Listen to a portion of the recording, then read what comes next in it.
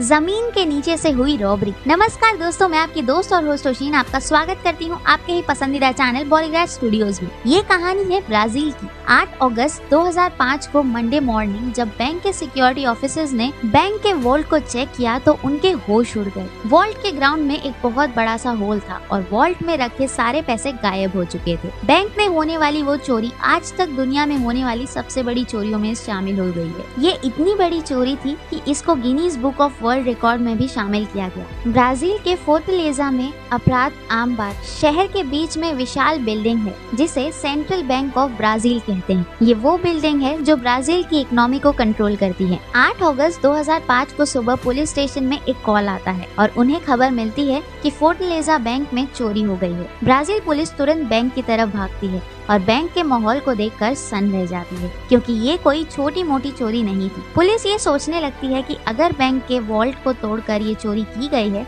तो बैंक के अलार्म काम क्यों नहीं किए। ब्राजील के सबसे बड़े बैंक में इतनी सिक्योरिटी होने के बाद भी इतनी बड़ी चोरी कैसे हो गई। उस समय बैंक पैसों से भरा था क्योंकि सरकार पुराने नोटों के बदले नए नोट बना रही थी, लेकिन बैंक की तरफ से ना ही पुराने नोटों का कोई रिकॉर्ड रखा जा रहा था और ना ही उनके सीरियल नंबर नोट किए जा रहे थे। और शायद चोरों को ये बात पता थी क्योंकि उन्होंने बैंक के केवल पुराने नोट ही चुराए थे जो करीब 3 अरब 15 करोड़ रुपए के थे। भले ये चोरी अगस्त में की गई हो, लेकिन चोरों का एक गैंग 5 महीने पहले यानी कि मार्च से ही चोरी की प्लानिंग करने लगे थे। इस प्लान का मास्टरमाइंड था लुइस फर्नांडो रिबेरो, जिसने जर्मन के एक क्रिमिनल एल्माओ को अपना प्लान का हिस्सा बनाया। एल्माओ एक बहुत बड़ा क्रिमिनल था जिसके बड़े बड़े पॉलिटिकल कनेक्शंस थे। एल्माओ सेंट्रल बैंक को लूटने के प्लान में लग गया। उसका काम था जमीन के नीचे एक टनल बनाना, जिसके लिए उसने करीब 25 लोगों का एक ग्रुप बनाया। ग्रुप का हर एक मेंबर अपने अपने काम में माहिर था। कोई इंजीनियर था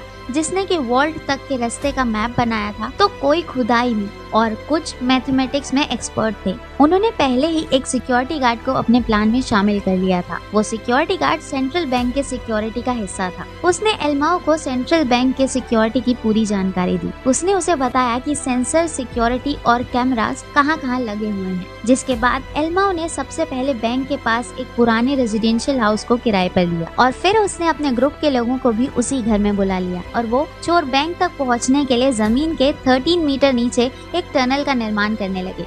उन्होंने इसलिए प्लान का बिजनेस खोला था ताकि लोगों को लगे कि ये मिट्टी बेचने के लिए मंगाई गई है, बल्कि असलियत तो ये थी कि वो मिट्टी टनल के अंदर से निकल रही थी। इसी के साथ ही जिस घर में वो रह रहे थे उसमें उनके फिंगरप्रिंट्स ना आए, इसलिए उन्होंने घर के दीवारों पर जले हुए चूने को लगा दिया। चोरों ने अपनी शॉप के लिए एक सिक्योरिटी रखा था जो कि ब्राजील का एक जाना माना सिक्योरिटी गार्ड है और वो उनकी शॉप को प्रमोट भी करता था। लेकिन धीरे धीरे उस सिक्योरिटी गार्ड को शक होने लगा कि आखिर इतनी मिट्टी आती कहाँ से है। वो चोरों से पूछता भी है कि आखिर वो इतनी मिट्टी कहाँ से लाते हैं, लेकिन चोर उसकी बात को मजाक में टाल देते हैं। तो क्या सिक्योरिटी गार्ड चोरों की इस साजिश को पता लगा पाएगा? जानने के लिए देखिए हमारी अगली वीडियो। और इसी तरह की स्टोरी होने वाली है KGF 3 की। उम्मीद है आज की वीडियो आपको अच्छी लगी होगी, तो इसे लाइक एंड शेयर जरूर कर दीजिएगा और अगर आप चैनल पे नए हैं तो इसे सब्सक्राइब करना बिल्कुल ही मत भूलिएगा।